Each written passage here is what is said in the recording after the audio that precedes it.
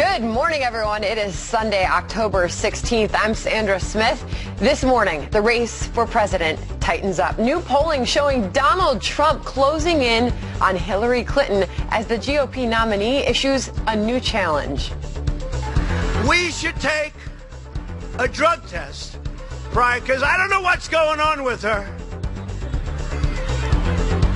But at the beginning of her last debate, she was all pumped up at the beginning.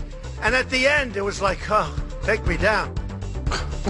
We are live on the campaign trail with the stunning new poll numbers straight ahead. And Hillary Clinton's Wall Street speech is finally exposed. WikiLeaks giving us an inside look at what she said. And did it include a huge endorsement? We'll tell you. In America, you knew this was coming. Ladies and gentlemen, put your hands together for the one, the only, Mr. Ken Bone. Y'all ready for this? Oh, Ken Bone. Yes. National sensation, Ken Bone. Well, You know, his sweaters are sold out for Halloween costumes. Fox and wow. Friends starts right now.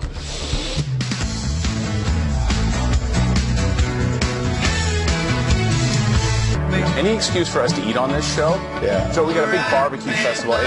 We got a big barbecue fest outside. It's football season. We're throwing the ultimate tailgate party out on the plaza this morning. We've been trying different barbecue. That's the way to start it off. isn't that the beauty of the Ken Bone sweater? I mean, it's like a holiday sweater, but yet it's the I ultimate didn't tailgate even sweater, think right? about that they it's would be warm. sold out for Halloween costumes. Almost immediately, that sweater was sold out. In honor of Ken Bone, Little Red Henry, today. Sandra Smith, nice to see you Wow, this morning. this is so much fun. Good to be here. And there's actually a sexy Ken Bone sweater sold out too. It's already sold out. No, we're not going there. We got real news today. We got a lot going on. We got a lot going on. I just went there. All right, Big let's news this morning. Brand new polls out this morning that show Donald Trump has lost very little support, actually, despite days of damaging accusations in the news. This as he doubles down on his claims that he's competing in a rigged system. Peter Ducey is live from Trump Tower in New York City with the very latest on these poll numbers. Peter, what do they tell us? They tell us, Clayton and Sandra and Ed, that Donald Trump can keep this contest close even after having basically the worst kind of week that a candidate can have. He's trailing now by just 4 points among likely voters in the new Washington Post ABC News poll that has Clinton at 47, Trump at 43, then Gary Johnson with 5 and Jill Stein with 2. And everybody may have some room for improvement because the numbers of people who definitely say they're going to support Trump or Clinton are only in the high 80s. In New Hampshire yesterday, meanwhile, Trump offered up something that we have not heard before, to take a drug test, because he threw it out there that he thinks Hillary Clinton takes time off the trail in the days leading up to debates for some pharmaceutical assistance. I think we should take a drug test prior to the debate. I do. I think we should. Why don't we do that? We should take a drug test prior, because I don't know what's going on with her. But at the beginning of her last debate, she was all pumped up at the beginning. And at the end, it was like, oh, take me down.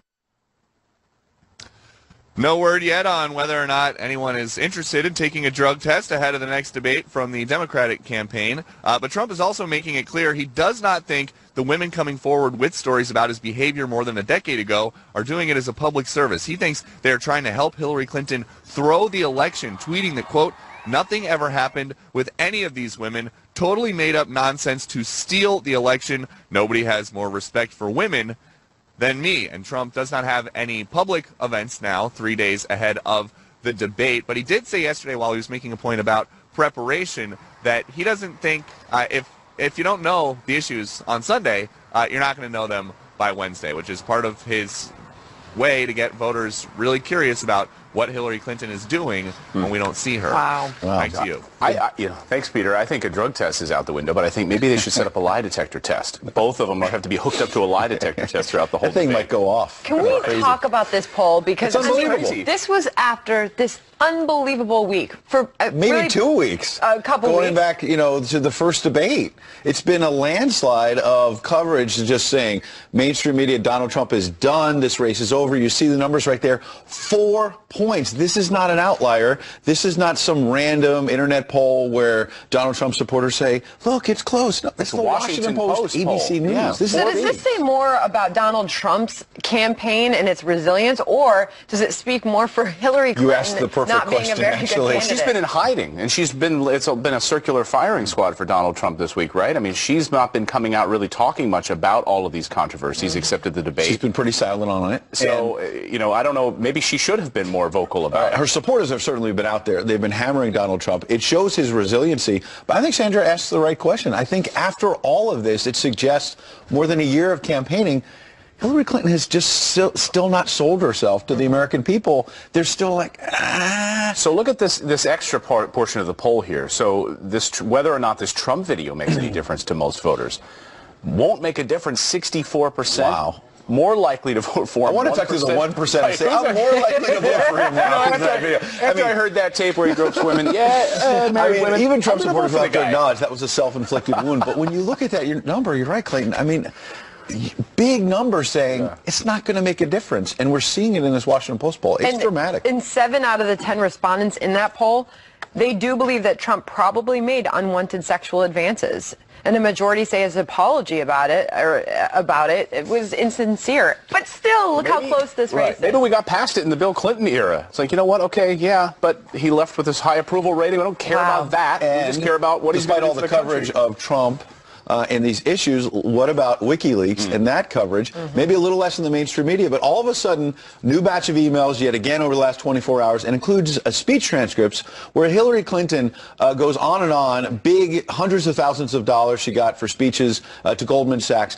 Look at some of the things she said. This one is interesting. Quote, I think whoever runs for president next time has to have a very clear idea of where he or she wants to take the country and has to run on those ideas, because the election cannot be about personalities, partisan sniping, all of the irrelevant stuff the day after the election sort of dissipates, and you wake up and say, okay, now what am I going to do? It needs to be an election about the future. So, Hillary Clinton herself has not followed that. The first debate was all about, let me deliver this big punch about Miss Universe and send us down that road. Donald Trump's made his mistakes as well, but as you say, he's been resilient, and she, behind closed doors, was saying something completely different about the campaign she would run. So let's be clear about these transcripts. Everyone was wondering whether or not we were going to see more than just like a little blurb here and there. There are 3 different full transcripts now that came out of John Podesta's email. In fact, the subject line said, Hillary Clinton paid Goldman Sachs speeches in the subject line to John Podesta. And as you go through them, it's pretty interesting to see that it was a Q&A session, basically. It was a little bit of a speech, but she sat there and really answered questions from these Goldman Sachs guys, whether over lunch and how she was going to work in this economy with the future of Wall Street. And it's proof, as many had been suspecting, that she does talk out of both sides of her mouth. But going back to that Goldman transcript saying that the election cannot be about personalities, partisan sniping. And as you said, she launched her candidacy and out of the gate. There we went. And something you cover so closely with business. Listen to this one. Quote, I would like to see more successful business people run for office. I really would like to see that, because I do think, you don't have to have $30 billion, but you have a certain level of freedom. And then this one, I think, takes the cake. A bias against the rich, she says. Quote, part of the problem with the political situation, too, is that there's such a bias against people who have led successful and or complicated lives. The divestment of assets, the stripping of all kinds of positions, the sale of stocks. It just becomes very onerous and unnecessary. Funny, that's almost like Republican talking points about taxes and regulations, and yet here she is in debate after debate, rally after rally, saying Donald Trump's got all these tax problems, all these business problems. However, she's saying the opposite. However, I think that Republicans looking for a bombshell this morning are going to be disappointed, because I think there's actually in some of these Q&As where she's talking to these executives at Goldman Sachs, she's basically saying, look, what you guys did was kind of a disaster. And these credit default swaps that everyone was involved in, no one even knew what it was. It was like this false economy. We need more transparency. And if you look at the ums that she throws into her sentences, you can tell she's sort of like wading into like a swampy how far do I go area. here? How far? Yeah. We need more transparency. We got into a heck of a mess, and she's sort of like treading lightly. I don't know. But as you said, the mainstream media not covering this the same way, say, we are this morning. And I was talking to former Speaker of the House Newt Gingrich this week, and he said, I just wish Donald Trump would focus on this and make this the headline of his message. I don't know, but look at the poll, though. 4 points. Maybe he doesn't need to be focused. But going back to Clayton's point, don't we see in these transcripts, though, that she's there with these wealthy bankers and Wall Street types. She's pocketing big money from these speeches, obviously, and then saying, you guys have a hard time. I get it. Now, you did make mistakes. She's straddling it to the point that people say, where do you come down? And you know who's reading these transcripts this morning going crazy? Bernie Sanders. Because this must show to him that all of her talk about reforming Wall Street, give me a break. And he'll be out speaking on behalf of Hillary Clinton this week as well. Sandra, why didn't she release these months ago? Now they're coming out right before the election. And to be clear, the Hillary Clinton camp still not verifying the authenticity of and not denying the authenticity of them either. Well, we've got a lot more news to get to this morning. Some headlines for you, starting with the Fox News alert. An American warship is targeted for the third time in a week. Multiple missiles fired near the USS Mason from a territory in Yemen controlled by Iran-backed rebels. The Mason was not struck and no crew members were hurt. Just 2 days earlier, a U.S. warship fired Tomahawk missiles into Yemen to destroy 3 radar sites that Pentagon leaders believed played a role in the earlier attacks. Chaos breaking out at a busy park after a driver plunges off of a bridge. San Diego police say a 24-year-old drunk driver lost control of his truck, hitting a guardrail on a highway and flying into a festival crowd. All we heard was like a skid, a bang, and the vehicle went airborne. He flipped like 2 or 3 times. Everybody came together as one, and they lifted the vehicle up off of them and flipped it over. The horrific crash leaving 4 people dead and several others hurt. The driver is in critical condition. And it's not a secret attack if you announce it. NSA whistleblower Edward Snowden mocking Vice President Joe Biden's cyber war threats. Tweeting, I get the feeling nobody told VP Joe Biden what covert operation means. This comes a day after Joe Biden said this. We're sending a message. We have the capacity to do it. And the message he'll know it. He'll know it. And it'll be at the time of our choosing and under the circumstances that have the greatest impact. WikiLeaks also joining in on the fray, saying if the cyber war was serious, it would be the NSA doing it, not the CIA. And those are your headlines on this Sunday morning. We have a secret plan to come after you. I'm going to tell you. Unbelievable. Telegraph it for you. Yeah. Well, we have a Fox News alert. Brand new email bombshell for Hillary Clinton. Did the State Department make a deal with the FBI to reclassify her emails? A live report from Washington straight ahead. Plus, critics dismissed Hillary's America, the movie, as nothing but lies and propaganda. What are these Democrats hiding? This is about buying and selling influence by foreign oligarchs and foreign governments. When you follow the money, there are very, very few coincidences. But did WikiLeaks just prove filmmaker Dinesh D'Souza was right all along? Dinesh is here. He's in the hall. He's going to join us next. Come on in.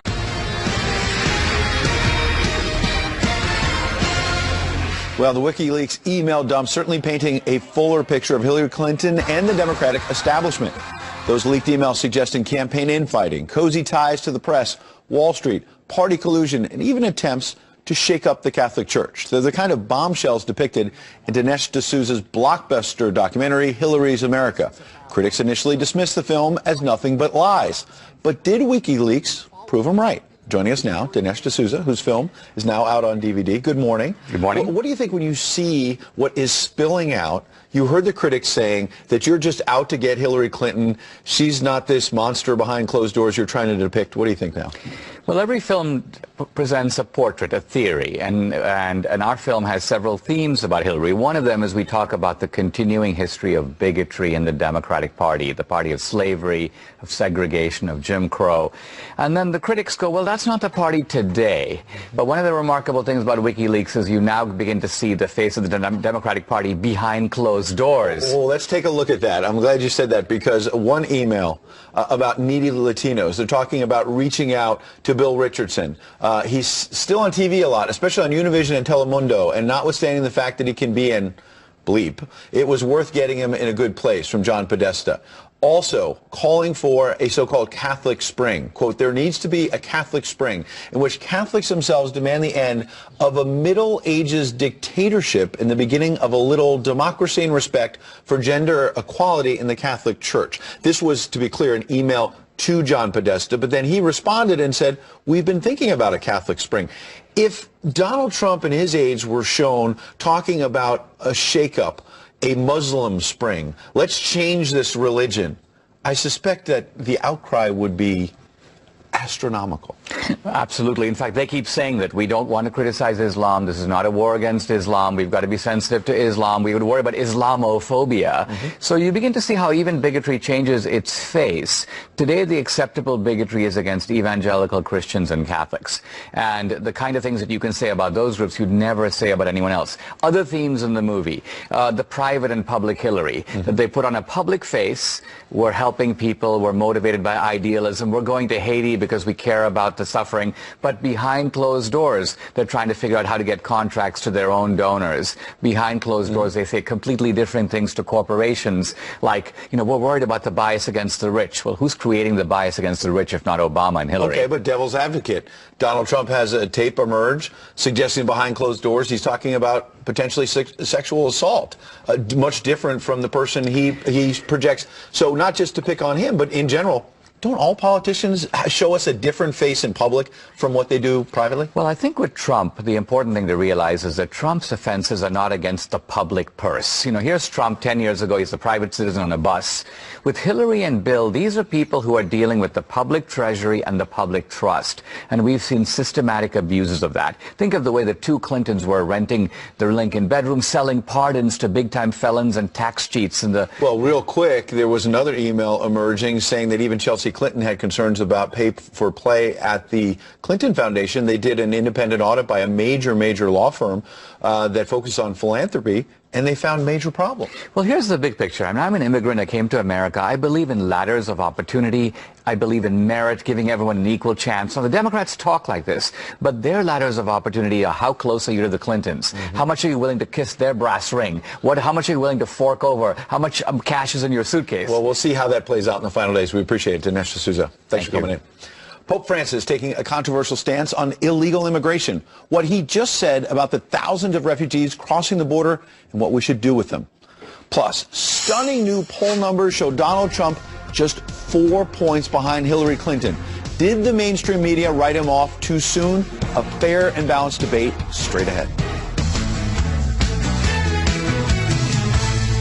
Some quick headlines for you this morning. North Korea's latest missile launch fails, the projectile exploding shortly after liftoff. South Korea's military says the failed launch was made near the airport in the North Pyongan province. South Korea strongly condemning the launch since it violates UN Security Council resolutions. And a massive apartment fire lighting up the Arizona sky overnight. The 4-alarm fire sending smoke and flames hundreds of feet in the air, destroying a construction site, forcing dozens of people to evacuate neighboring buildings. No one appears to have been hurt, but the cause of the blaze is a mystery. Clayton? All right, thanks, Sandra. Well, the recent scandals may not be having much of an impact on Trump's campaign, as a new poll reveals this morning.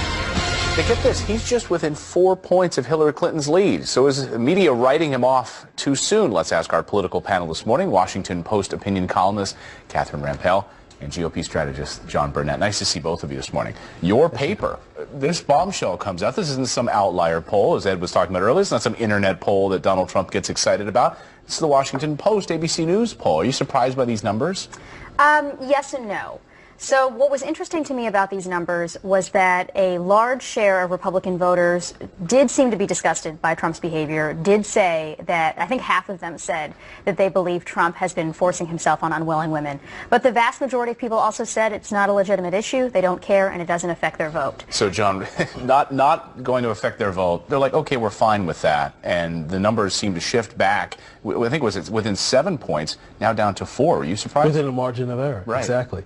Well, I agree with my fellow panelists, is that people are looking at this based upon math, not politics, based upon who is going to put more money in their pockets, who is going to pick the right Supreme Court justices, and who's going to do the right thing based upon what's in it for them. I've seen this on Facebook. I mean, the messages are seem to be all the same from Republican supporters, which is, you know, yes, it was disgusting, right, etc., but I care about immigration. And it happened 11 years ago. That's what a lot of people are saying, right, at least, you know, in my social media circles. Catherine, dissect this. Here's the likely voters and whether or not, when they looked at this tape, how it broke down. Let's take a look at this. So 64% says it won't make a difference. 35% said less likely to make a difference. Who's the 1%, now that they saw this tape, say they're more likely to vote for Donald Trump? I don't know. Maybe it's somebody trolling the pollsters. What do you think about? Yeah. Do you think? Now we hear, of course, John, this, and as a strategist, jump in on this point, which is from the Donald Trump campaign, that, you know, you hear this from Mike Huckabee yesterday on our show, Newt Gingrich earlier this week, saying he needs to stay on issue. He needs to stick to the issues and stop. When all of these new allegations keep coming out, keep shooting them down, saying, well, have you seen that woman? I would never do that. And instead, it seems though he's been doing that all week, and these poll numbers trick up. So who's right here? Look, the third time should be a charm for Donald Trump. He didn't do so well in the first debate. He came back in the second debate. The third debate, for the 90 minutes, he needs to stay on message, talking about what's most important to Americans. If he spends 90 minutes attacking Bill Clinton and Hillary Clinton, then that'll be the biggest GOTV effort for his opponent. He needs to talk about gun rights. He needs to talk about the economy, jobs, things that are most important to the everyday voter. I agree with this. I think the issue with Trump right now is that when he gets defensive, when these accusations rise, and he starts attacking the accusers themselves, which risks alienating a very important demographic that he really needs to get to the polls, which is basically white suburban women. Women who are maybe leaning Republican but are turned off by his rhetoric. He needs to speak to their issues, whether those are economic or social, and leave this sort of this reaction to lash out and kind of get down in the mud behind. Right. All that does is just solidify his base, but he needs the middle. Right. And the only way to attract the middle is to deliver a message, give them a reason to vote for him. How important is Wednesday night's debate? I think it's very important. Generally, in previous elections, it's not clear that debates have actually been a turning point, but there is so much discussed on both sides against both candidates, and the numbers are so close at this point that I think there are enough people who could tip one way or the other from this debate that it really matters. I agree with that wholeheartedly. Perhaps the biggest October surprise is Donald Trump staying on message for 90 minutes. We'll see Wednesday night, perhaps the biggest debate of the entire election season. Our own Chris Wallace will be moderating that debate on Wednesday night. Great to see both of you this morning. Thanks so much. We've got a Fox News alert now. Brand new email bombshell to Hillary Clinton this morning. Did the State Department make a deal with the FBI to reclassify her emails?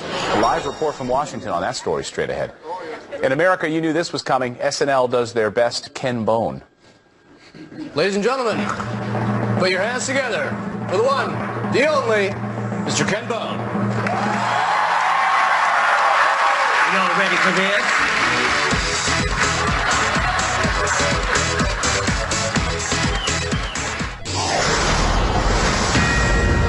A Fox News alert, brand new, claims this morning that the State Department pressured the FBI to change the classification of some of Hillary Clinton's emails in a quid pro quo for overseas missions. Garrett Tenney is live in the nation's capital with the newest allegations unfolding. Garrett, what do we know? Well, Sandra, these new allegations involve a senior State Department official and the FBI agents who were directly involved in the investigation of Hillary Clinton's emails. Congressman Jason Chaffetz tells us it is a flashing red light of potential criminality. Late Friday, the FBI provided interview summaries and notes to the House Government Oversight and Intelligence Committees.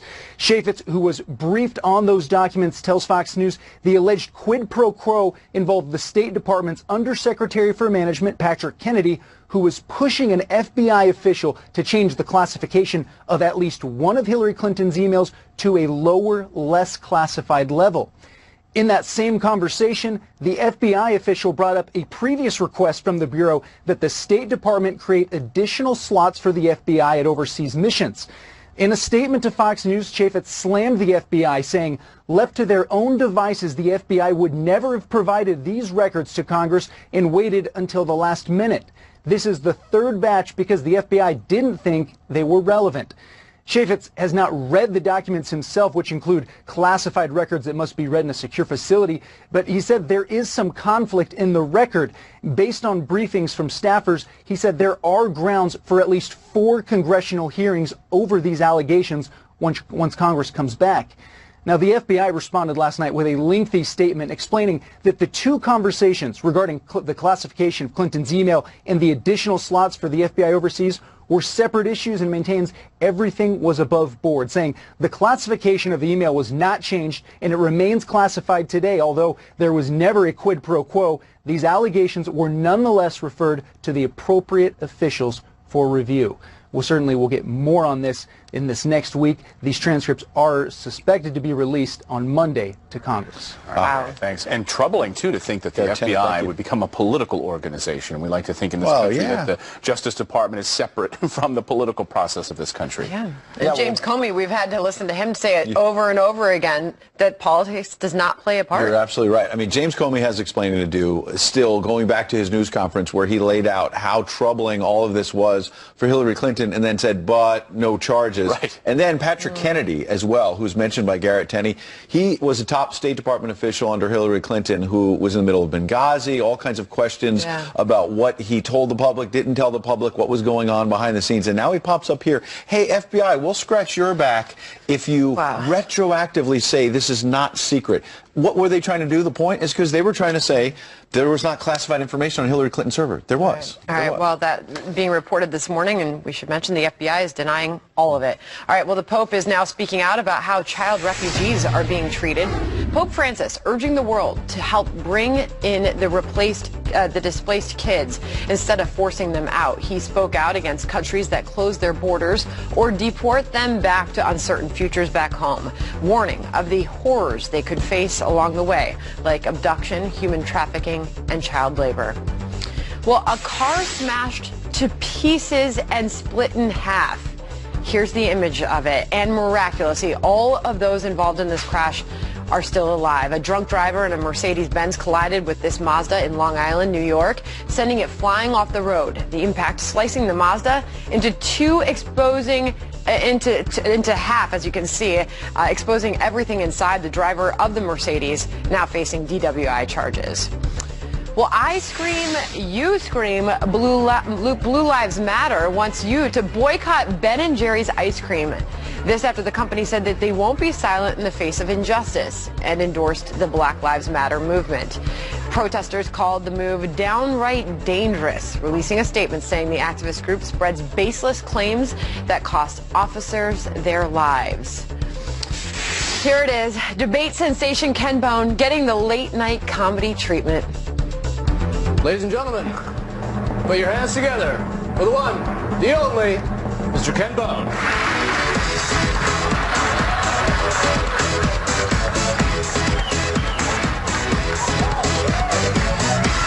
Ken, you're not going to turn out to be a weird little creep or anything, are you?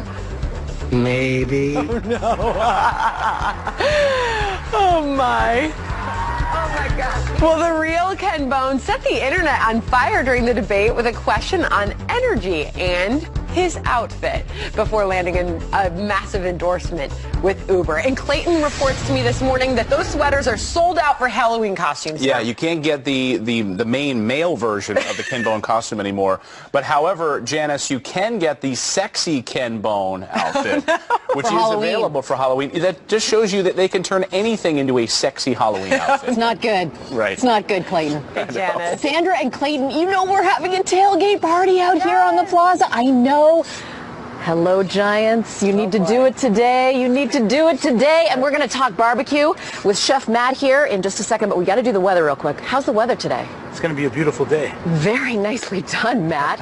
54 right here in New York. It's going to warm up to the mid-70s today, 69 in Kansas City. We've got a little cold front pushing across the upper Midwest, as well as the Great Lakes could bring some rain and perhaps a thunderstorm. But the big story is the Northwest, where they are getting storm after storm after storm into this region. Northern California, Central California, you'll get some rainfall out of this, which is good news. We're also going to see some higher elevation snow, some gusty winds as several of these systems make their way inland, and then the potential again for some higher elevation snow, 2 feet maybe, and up to a foot of rain across the Northwest down towards Central California. So we'll be watching this. I can't, oh my gosh, can you hear my stomach growling right now? I can hear. I love the smell of barbecue in the morning, Matt. Matt, you are from Butcher Bar. Tell us what you are doing for us for our tailgate party. Well, we're famous for our smoked meat, so we brought our pulled pork, smoked 14 hours, our brisket, and our famous burnt ends. So we're gonna carve these things up right here. Let's do this right now. And we're gonna start with the burnt ends. Okay. And we're gonna let you try them. Oh my gosh, it's never too early for burnt ends. Oh, it's smoking. Oh, Chef Matt. And Oh, I want you to try. You guys do tailgate parties for the Giants, don't you? Yes, actually, we're going to be with Chef Dino Gatto from Rails on November 6th. Nice. Giants versus the Eagles. Thank you very much.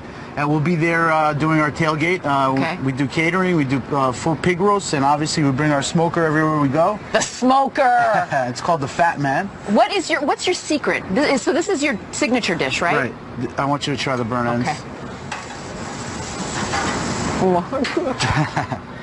They're melting in your mouth. There's no secret here. The rub is a little bit of a secret. We'll tell you our ingredients. We won't tell you the ratios, and then it's just about smoking time.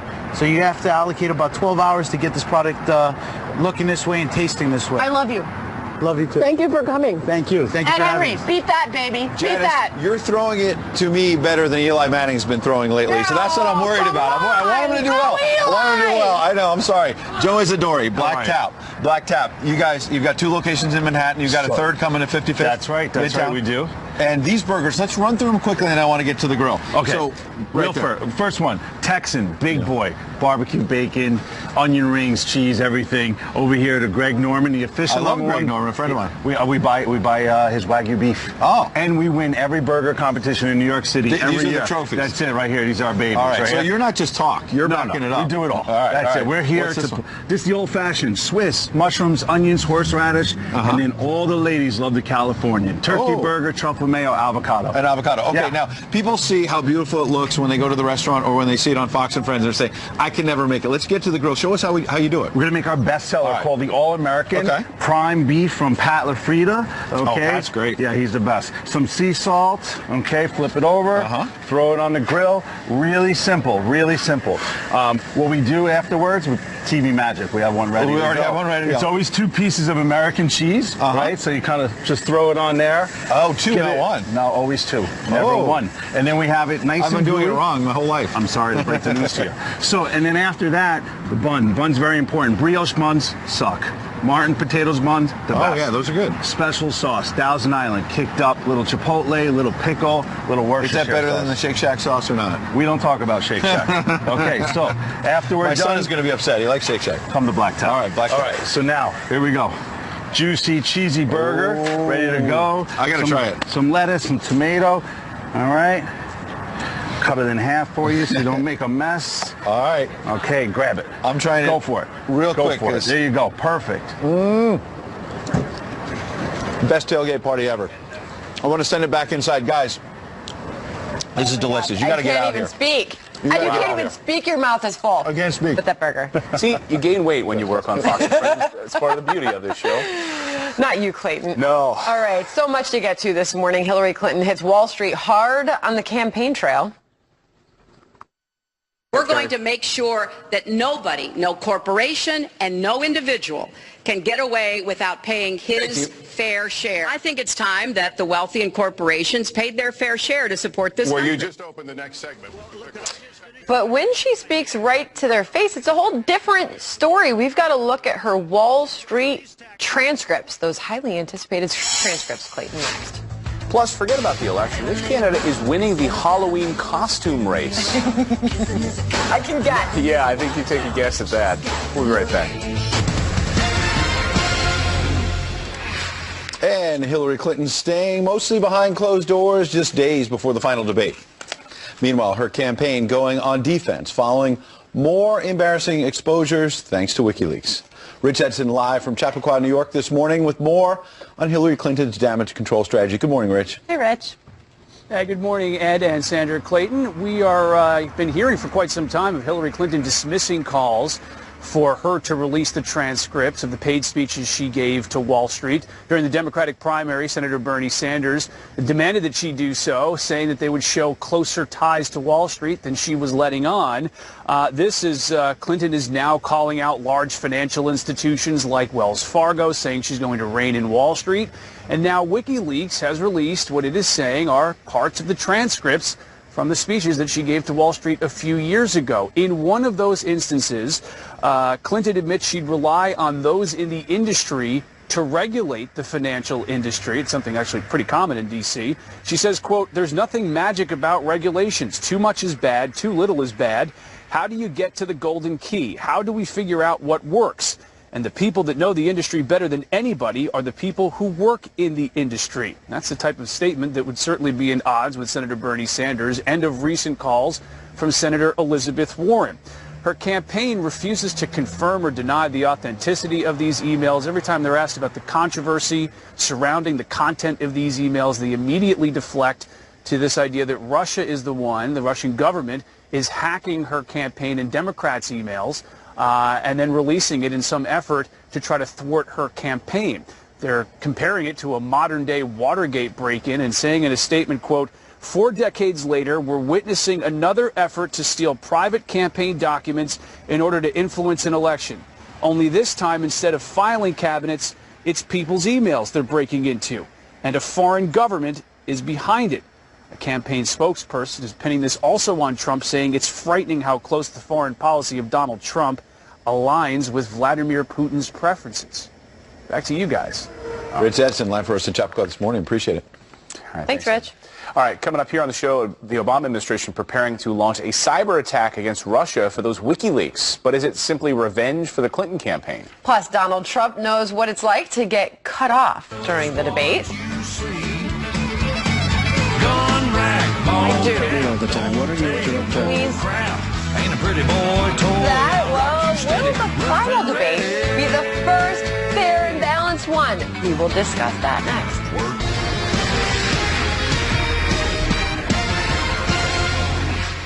The moderators interrupted Donald Trump at least 13 times compared to the 2 times Hillary Clinton was called out during last week's town hall. That was the line. What do you think will happen if Aleppo falls? I think Aleppo is a disaster, humanitarian-wise. What do you think will happen if it falls? You voted for it, and you shouldn't have. Well, I just want to There's been lots of fact-checking on that. I'd like to move on to an online question. Wants to allow.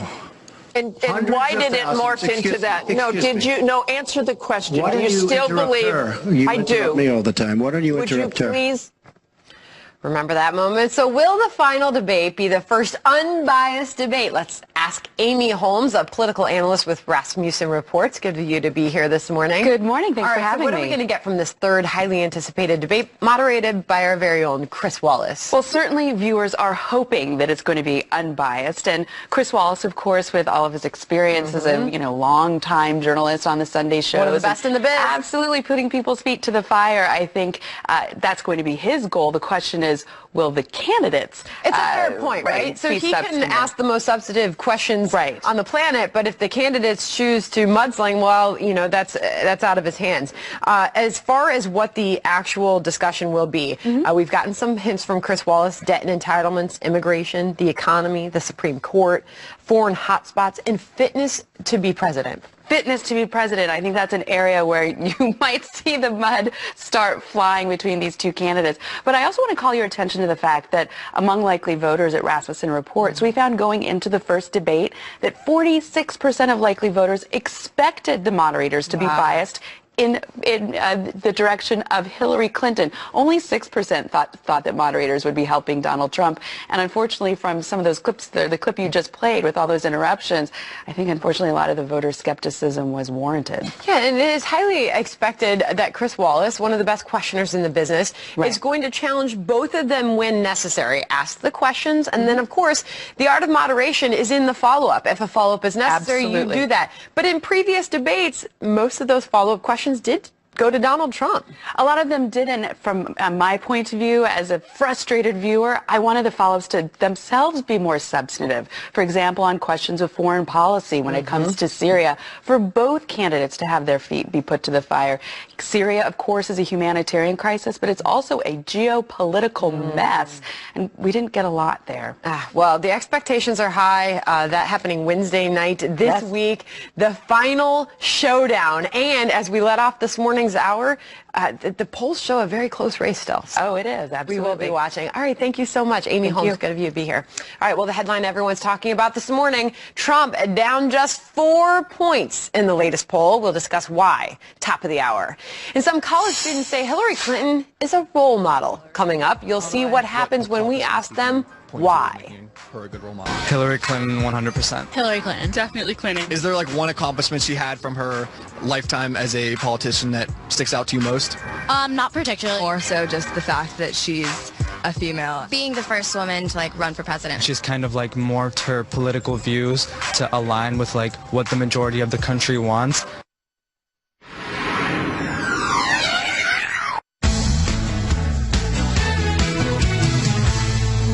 Good morning, everyone. It is Sunday, October 16th. I'm Sandra Smith. A campaign stunner. Hillary Clinton likely waking up this morning and asking this question.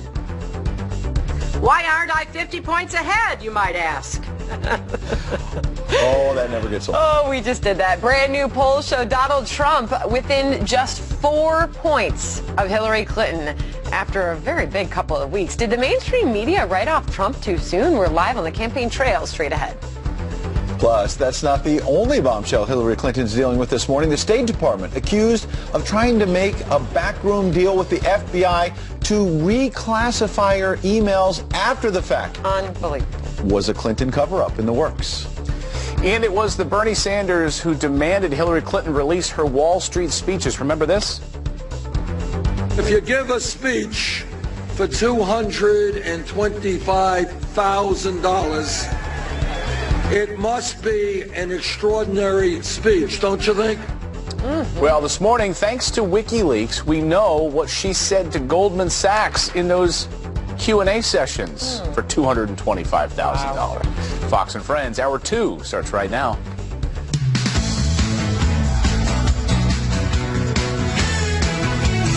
Parking lot party. How's that music for you? This is great. That's welcoming both of us to the show. Oh, yeah. Welcome yourself to the show. Hey, Clayton, thanks for having us. Well, we bring you in. We've got so much food on the plaza. Ed Henry, Sandra Smith here this morning. And we've got a big tailgate party outside. I know, the plaza. and I can't hear Ed's stomach growling anymore because he was out there He had a already giant burger at 6 a.m. Wagyu beef, yeah. We're going to have Sandra eat one. So we're having like a competition, a friendly competition amongst these burger makers out there. Oh, they're delicious. Yeah. We'll throw a little heat on the fire. So we've got a Go lot to over get the to this burger. morning. Jam-packed show for you this morning because as we head this week into that final debate, brand new polls out this morning showing Donald Trump has lost very little support despite days of damaging accusations in news stories. And this as he doubles down on his claims that he's competing in a rigged system. So we have Deuce on the loose. Peter Ducey, live from Trump Tower, New York City, right here in Manhattan with the latest poll numbers. Good morning, Peter. Hey, Peter. Good morning, and it's really interesting, you guys. Donald Trump is no longer just saying that he thinks Hillary Clinton is off the trail because she's somewhere getting rest. He thinks that she is somewhere getting shot up with drugs so that she can participate in the next debate, and he's calling for both of them to take a drug test before it happens. I think we should take a drug test prior to the debate. I do. I think we should. Why don't we do that? We should take a drug test prior, because I don't know what's going on with her. But at the beginning of her last debate, she was all pumped up at the beginning. And at the end, it was like, oh, take me down. And despite many pundits declaring Donald Trump done after a long week of bad press, a new Washington Post ABC News poll shows he's still got a pulse, registering 43% of support among likely voters, just 4 points behind Hillary Clinton's 47%. And both Clinton and Trump have voters saying on their sides that they could be convinced to back somebody else. This poll has 88% of Trump supporters saying they're definitely behind him, and 89% of Clinton backers saying they're definitely behind her. Trump is also now sharing a story from a former Miss Tennessee USA who says her experience with Trump was nothing like what some of the other pageant contestants have alleged. Amy Colley Tyson, who competed in 2005, wrote, and Trump retweeted, that, quote, Mr. Trump greeted us and wished us good luck. Melania spoke as well. Not once did he glance, speak, or gesture inappropriately in our dressing room. He kept his gaze on Melania during most of the encounter. Chaperones were present at all times. Mr. Trump and his wife then exited to enter the next dressing room. And it is worth pointing out, now that we know Trump is only 4 points behind in this big national poll of a little more than 3 weeks to the election, he did draw two big crowds in New England yesterday, in New Hampshire and also in Maine. So it does not appear that people ran away from him and ran away from supporting him in droves, again, the way that some in the mainstream press would have liked you to believe. Right. Back to you. All right, Peter Ducey live for us at Trump Tower. Yeah, we dive into these numbers a little bit more deeply this morning. Asking that specific question to the Washington Post and ABC Did it make a News poll. difference? Did it make a difference? Did this video, did the Trump video make a difference to you? And overwhelmingly, 65% or 64% said it won't make a difference at all, and 35% said it would make them less likely to vote for him. What is Hillary Clinton thinking this morning? It's sort of like, what do you try to throw at Donald Trump next? Literally everything has been thrown at him.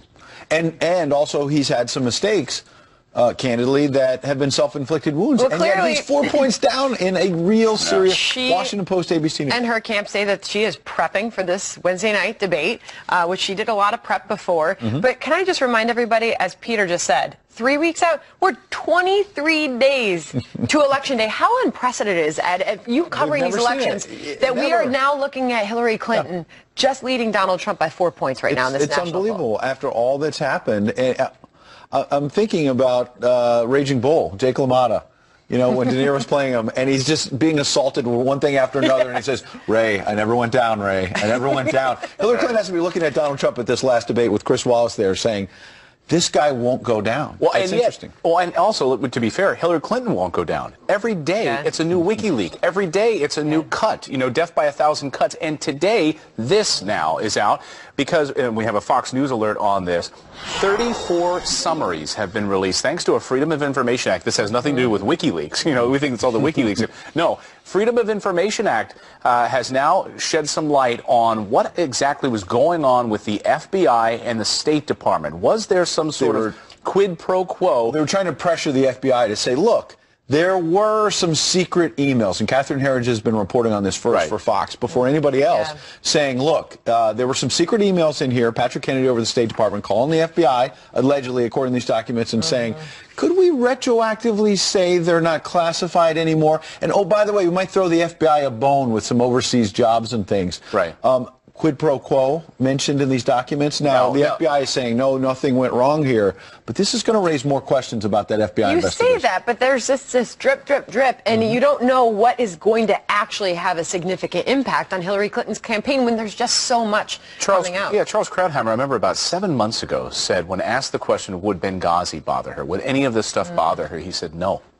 She's got her support. It's not going away. It's unflappable. And all of these things that keep coming out don't seem to bother and aren't going to move the needle. Right. And I mean, people know her. That's the argument, right? From the Democratic side, you know her. She's been vetted. And Charles Krauthammer seems to think that this stuff doesn't really But when you talk about drip, drip, think about now in the WikiLeaks, over 10,000 emails from John Podesta's account already out there. They're promising there's more coming. Look at what she was saying about opposing the opposition out there to immigration reform. This is from some of the Wall Street transcripts. Quote, they just have a backward-looking view of America, and they play on people's fears, she's saying, of the Republicans, not on people's hopes, and they have to be rejected. I don't care what they call themselves. I don't care where they're from. They have to be rejected because they are fundamentally un-American. So she's called Donald Trump supporters a basket of deplorables and saying if you're not with her on immigration reform, you're un-American. And she also behind these closed doors. So these speeches are now the full transcripts that we have overnight. Again, another death by 1,000 cuts. In these Podesta emails, the full transcripts, more Q&A sessions where she's sort of sitting down with these folks from Goldman Sachs. And on the one hand, she's saying, look, we need more transparency. We need to know what's going on in the financial sector. But I really think that we should have rich people running the show. While she's making hundreds of thousands of dollars for these speeches, these Goldman Sachs speeches, remember, $225,000 a pop for several different speeches. But specifically some of the comments that we read in these transcripts coming out on what she had to say about successful business people, saying, quote, I would like to see more successful business people run for office. Right. I really would like to see that because I do think, you don't have to have $30 billion. But you have a certain level of freedom. So she's saying basically what Donald Trump's argument has been, it's like, I'm not bought and sold by the rich people. I'm not going to take these donations. I'm not going to be bought and sold by one billionaire in Las Vegas who wants to pay for my campaign. I'm funding my own campaign. I'm going to do it myself. So she's basically echoing Donald Trump's argument and why he's not bought and sold. And then look at this one. She said, quote, part of the problem with the political situation, too, is that there's such a bias against people who have led successful and or complicated lives. The divestment of assets, the stripping of all kinds of positions, the sale of stocks. It just becomes very onerous and unnecessary. That almost sounds like a quote from Donald Trump in the first debate at Hofstra saying, look, there's all this thing with leverage and it's complicated. And she's saying, that's terrible what you're doing, Donald Trump. But before Goldman Sachs and these bankers and these Wall Street folks, I understand it's complicated. It's okay. But then what you guys do. Remember why we shouldn't be shocked, right, Ed? Because where did so much of her campaign funding come from? Of course, Wall Street. Wall Street. Right. I don't know. That's why Bernie Sanders was demanding these transcripts months ago, Clayton. Yeah, it is interesting, though. I think, though, Republicans looking for a bombshell on these things. You read these transcripts, which we did this morning fully, and I don't think there's a bombshell that stands out here. I think, if anything, it shows that she's sort of straddling the fence, and she's saying to them, in fact, there are some quotes in there where she's pointing out, she's like, look, you guys need to be more transparent. No one knew what a credit default swap was, and this is what got us into this massive But does that get to the question of honest and trustworthiness when you're out there saying, no, Bernie Sanders, I know Wall Street better than anyone. I'm going to reform it. I'm going to clean it up. And then you go behind closed doors and say, hey, guys, the party's pretty cool. Right. You guys make a lot of money. I get it. I mean, that is two different things. All right. Let us know your thoughts. Friends at FoxNews.com. You can weigh in on our Facebook page this morning, FF Weekend. All right. A lot of news to get to. Chaos breaking out at a busy park after a driver plunges off of a bridge. San Diego police say a 24-year-old drunk driver lost control of his truck, hitting a guardrail on a highway and flying into a festival crowd. All we heard was like a skid, a bang, and the vehicle went airborne. He flipped like 2 or 3 times. Everybody came together as one, and they lifted the vehicle up off of them and flipped it over. Wow, well, the horrific crash leaving 4 people dead and several others injured. The driver is in critical condition. And a tragedy rocking the pro football community this morning. Former New York Jets defensive end Dennis Byrd was killed in a head-on crash in Oklahoma. Byrd inspired the world in 1992 after